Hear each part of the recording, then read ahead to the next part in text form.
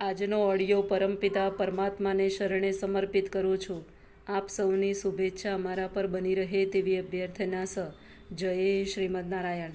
શ્રીમદ ભગવદ્ ગીતા દૈવી તથા આસુરી પ્રકૃતિ અધ્યાય 16 શ્લોક 19-21. જે લોકો ઈર્ષાળુ તથા ક્રૂર છે અને નરાધમ છે તેમને હું વિભિન્ન આસુરી યોનિઓમાં મૂકીને નિરંતર ભવસાગરમાં નાખ્યા કરું છું. આ શ્લોકમાં સ્પષ્ટ રીતે દર્શાવ્યું છે કે કોઈ જીવને કોઈ વિશેષ શરીરમાં મૂકવાનો વિશેષ અધિકાર સર્વોપરી પરમેશ્વરને અધીન હોય છે. આસુરી મનુષ્ય ભગવાનની સર્વોપરિતા સ્વીકારવા ભલે સંમત ન થાય, અને તે તો હકીકત છે કે તે પોતાની ધૂનમાં આવે તેમ કર્મ કરે, તેમ છતાં તેનો આગામી જન્મ પૂર્ણ પુરુષોત્તમ પરમેશ્વરના નિર્ણયને અધીન રહેશે, તેને પોતાને અધીન રહેશે નહીં. શ્રીમદ ભાગવતમના 3 સ્કંદમાં કહેવામાં આવ્યું છે કે મૃત્યુ પછી જીવને માતાના ગર્ભમાં મૂકવામાં આવે છે, જ્યાં સર્વોપરી શક્તિના નિરીક્ષણ હેઠળ તેને વિશેષ પ્રકારનું શરીર પ્રાપ્ત થાય છે.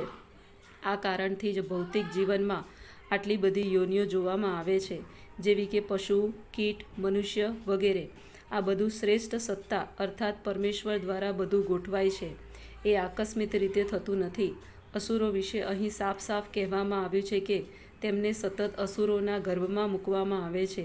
એ રીતે તેઓ સદા ઈર્ષાળુ રહે છે અને મનુષ્યોમાં સૌથી અધમ હોય છે.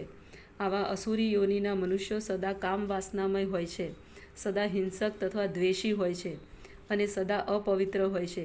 એવી અનેક જંગલી શિકારી માણસોની જાતિઓ હોય છે જેને આસુરી યોનિવાળા ગણવામાં આવે છે. હે કુંતી પુત્ર, આવા મનુષ્યો આસુરી યોનિમાં વારંવાર જન્મ ગ્રહણ કરીને ક્યારેય મારા સુધી પહોંચી શકતા નથી. તેઓ ક્રમશઃ અત્યંત અધમ જીવનની ગતિને પામે છે. ઈશ્વર પરમ કૃપાળુ છે એ તો સુવિદિત છે, પરંતુ અહીં આપણે જોઈએ છીએ કે ભગવાન આસુરી લોકો પ્રતિ કદાપી દયા કરતા નથી. અહીં બહુ સ્પષ્ટપણે જણાવ્યું છે કે આસુરી લોકોને જન્મોજન્મ એવા જ આસુરી ગર્ભમાં મૂકવામાં આવે છે અને પરમેશ્વરની કૃપા પામ્યા વિના તેઓ અધપતન પામ્યા કરે છે, અને છેવટે તેમને કૂતરા, બિલાડા કે ડુક્કરો જેવા શરીરો મળે છે. અહીં એમ પણ સ્પષ્ટ રીતે જણાવ્યું છે કે આવા અસુરો જીવનની કોઈ પણ અવસ્થામાં ઈશ્વર કૃપા પામવા ભાગ્યશાળી થતા નથી. વેદોમાં પણ કહ્યું છે કે આવા મનુષ્યો ક્રમશઃ પતન પામતા રહી અંતે શ્વાન શુકર બને છે. અહીં એવી દલીલ થઈ શકે છે કે જો ઈશ્વર આ અસુરો પ્રત્યે દયાળુ ન હોય તો તેમનો પરમ કૃપાળુ તરીકે પ્રચાર થવો ન જોઈએ. આ દલીલના જવાબમાં વેદાંત સૂત્રમાં આપણને જોવા મળે છે કે પરમેશ્વર કોઈ જીવ પ્રતિ દ્વેષભાવ ધરાવતા નથી. અસુરોને અધમ યોનિમાં મૂકવાનું એ તો તેમનું કૃપાનું બીજું વિશિષ્ટ લક્ષણ છે. કેટલીક વખત ભગવાન અસુરોનો સંહાર કરે છે, પરંતુ અસુરો માટે આવું મરણ પણ શુભ હોય છે, કારણ કે આપણે વૈદિક સાહિત્યમાંથી જાણીએ છીએ કે પરમેશ્વરના હાથે મરણ પામનાર મુક્તિ પામે છે. ઇતિહાસમાં રાવણ, કંસ, હિરણ્યકશ્યપુ આદિ અસુરોના અનેક ઉદાહરણો છે કે જેમનો સંહાર કરવા માટે ભગવાને વિવિધ અવતારો ધારણ કર્યા. માટે જો અસુરો ભગવાનના હાથે મૃત્યુ પામવા જેટલા ભાગ્યશાળી બને તો તેમની ઉપર ઈશ્વર કૃપા કરે છે. આ નરકના 3 દ્વાર છે: કામ, ક્રોધ અને લોભ.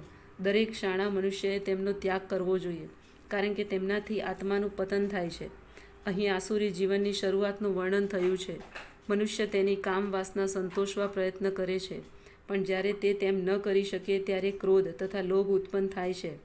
આસુરી યોનિમાં અધપતિત થવા ન ઈચ્છતા સુગ્ન મનુષ્યએ આ 3 શત્રુઓનો ત્યાગ કરવાનો પ્રયત્ન અવશ્ય કરવો જોઈએ, કારણ કે આ શત્રુઓ આત્માનું હનન એટલે સુધી કરે છે કે ભવબંધનમાંથી મુક્તિની કોઈ શક્યતા રહેતી નથી. જય શ્રીમદ નારાયણ.